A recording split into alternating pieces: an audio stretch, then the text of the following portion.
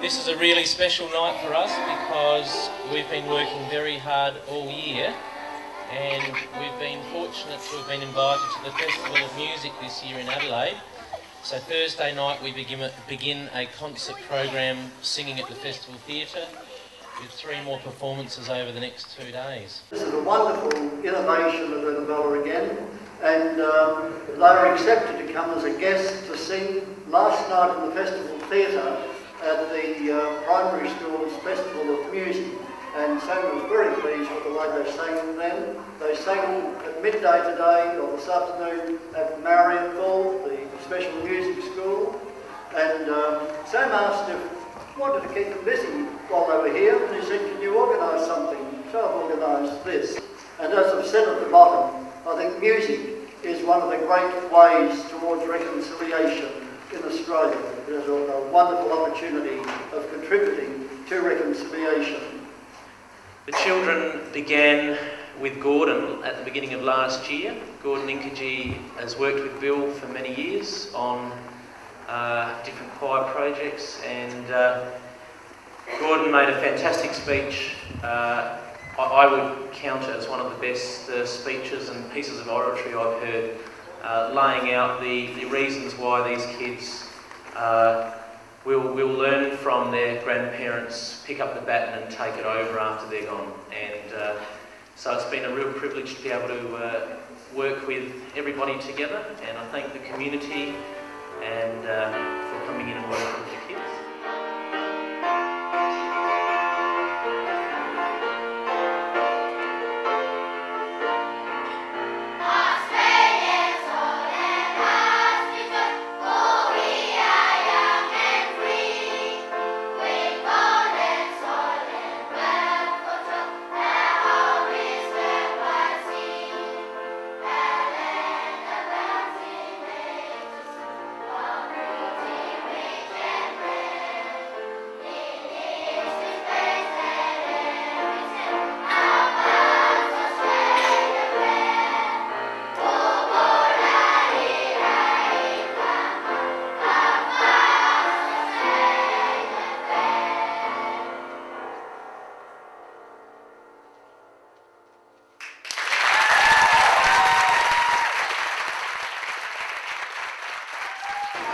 You know a bit of philosophy. You've heard of Descartes and his famous dictum, cogito ergo sum, which means roughly, I think, therefore I am. He was trying to work out how do we know things. We may be dreaming, and he worked out that because we think we know that we are. I think, therefore I am. And that's at the root of a lot of our Western society, what we call positivism and so forth, our logical thought. It occurred to me suddenly that for the Pitjantjatjara people, if they knew Latin, if Descartes had been a Pitjantjatjara speaking Latin, he would have said, canto ergo sum. I sing, therefore I am.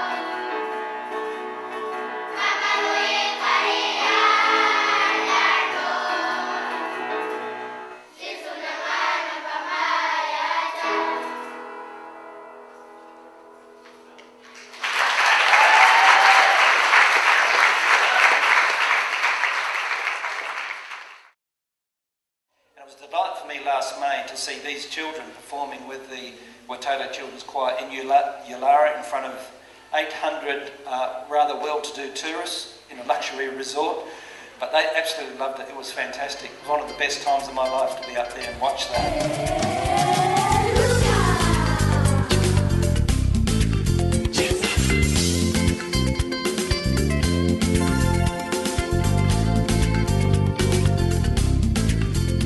Wipoloban lubanga mloko lebelie. Wipoloban lubanga mloko lebelie. Oh, wipoloban lubanga mloko lebelie. Wipoloban lubanga mloko lebelie. So did you find them dancing in the house of the Lord? Yes, I found them dancing. Our kids really enjoyed this number. This was the song that we sang last night at the Festival Theatre.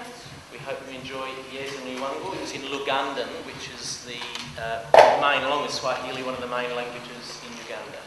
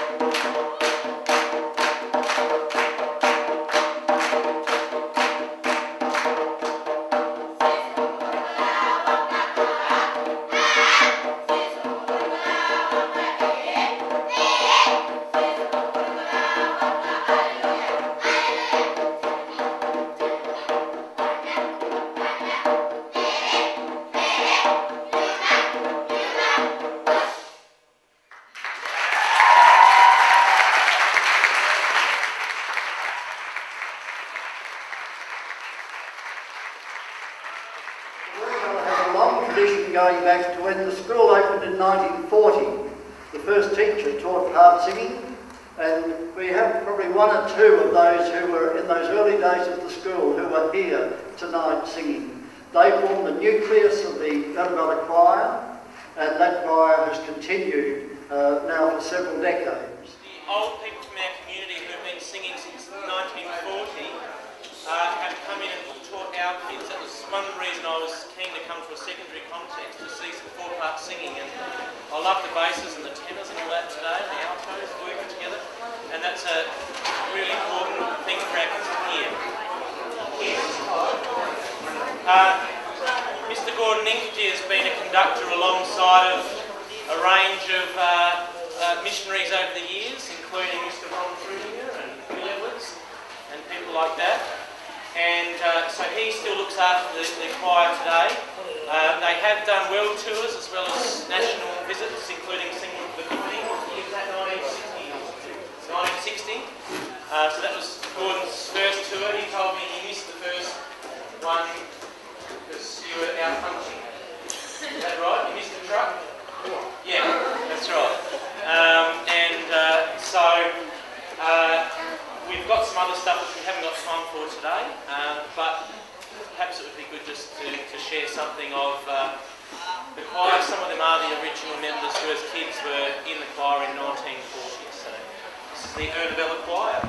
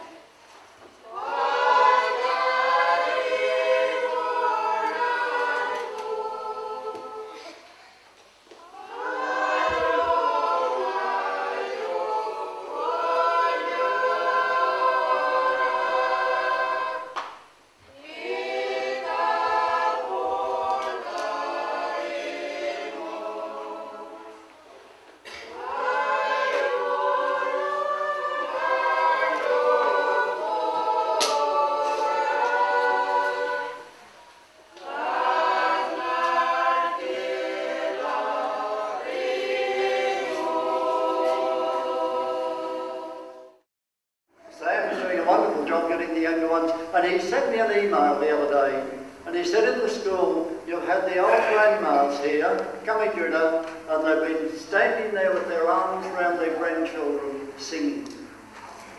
I almost wept when I read that email, so it's great. And it's great to have them.